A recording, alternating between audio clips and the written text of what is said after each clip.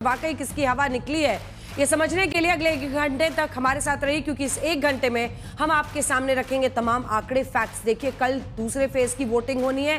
50% जो सीटें थी उनकी तो वोटिंग हो गई 121 सीटों की पहले फेज में। अब दूसरे फेज की वोटिंग 122 सीटों पर शुरू हो रही है और इसमें भी सबसे बड़ी बात यह है कि सीमांचल की 24 सीटें हैं, जिसमें ज्यादातर सीटें मुस्लिम बहुल सीटें हैं। लेकिन इससे पहले पूरी पॉलिटिक्स किस बात के इर्द गिर्द घूम रही है? एक बार फिर वही वोट मैनिपुलेशन, ऑब्जर्वर कौन से राज्य से आए, पुलिस कहां से आके तैनाती की गई है, ये सारे आरोप प्रत्यारोप बिछाए जा रहे हैं दूसरे फेज की वोटिंग के पहले। इसीलिए हम पूछ रहे हैं कि बेचैनी आखिर क्यों है? जब बिहार की फाइनल वोटिंग का काउंटडाउन शुरू है, तब आज राज्य की सियासत में आरोपों का नया तूफान आया। महागठबंधन के सीएम चेहरे तेजस्वी यादव ने वोट चोरी के आरोपों की झड़ी लगा दी है। उनका सबसे बड़ा आरोप है कि सीएम हाउस से अधिकारियों को फोन करके पोलिंग बूथों पर डिस्टर्ब करने के निर्देश दिए जा रहे हैं। उन्होंने 68% पुलिस ऑब्जर्वर एनडीए शासित राज्यों से होने का आरोप भी लगाया है। सवाल यह है कि सीएम हाउस से निर्देश जारी होने के सबूत क्या तेजस्वी यादव के पास हैं? अगर नहीं है तो वो सामने आकर इस तरह की बातें कर रहे हैं तो क्या ये सिर्फ सुनी सुनाई बातें हैं? और अगर प्रमाण है तो उनको सामने रखना चाहिए। इस बीच बीजेपी ने पलटवार करते हुए कहा है कि महागठबंधन हार की स्क्रिप्ट तैयार कर रहा है। सवाल यह है कि अपनी अपनी जीत के दावों के बावजूद किस पाले में बेचैनी है? क्या तेजस्वी यादव के आरोप गंभीर हैं या ये सियासी रणनीति का हिस्सा है ताकि वोट चोरी के मुद्दे को जिंदा रखा जा सके? सवाल यह भी है कि दूसरे चरण की 122 सीटें, जिनमें मुस्लिम बहुल सीमांचल की 24 सीटें शामिल है, वहां की वोटिंग से पहले चुनाव फंसा हुआ है या माहौल एक तरफा है? बताएंगे आपको। सीएम हाउस से अधिकारियों को फोन या तेजस्वी बेचैन? पहले ये रिपोर्ट देखिए, फिर चर्चा की शुरुआत करें।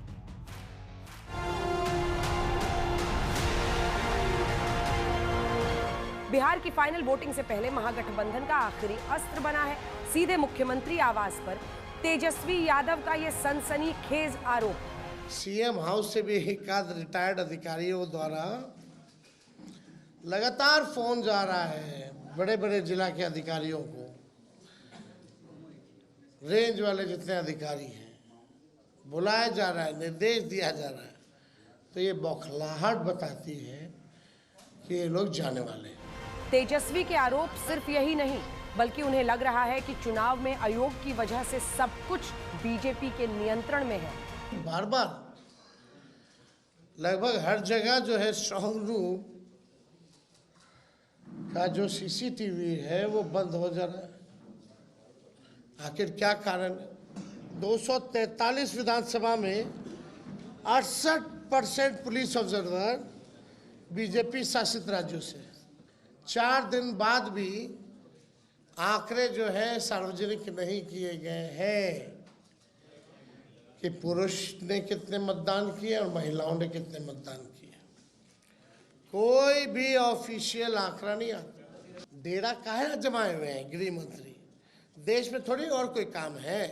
ये अमित शाह बिहार को उपनिवेश बनाना चाहते हैं, बाहरी लोग कब्जा करना चाहते हैं, बिहारी होने नहीं देगा। इन गंभीर आरोपों को एनडीए ने पूरी तरह खारिज किया है और कहा है कि ये और कुछ नहीं, सिर्फ हार की पटकथा है। देखिए ना, उनको कोई एजेंडा उनके पास, वो तो पॉलिटिकल आदमी है ही नहीं, राजनीतिक समझदारी भी नहीं है, कोई समझदारी नहीं है।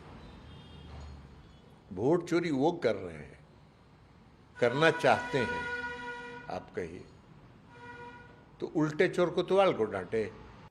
इस पर भी इनको माफी मांगना चाहिए जो ये आज इन्होंने बात किया है।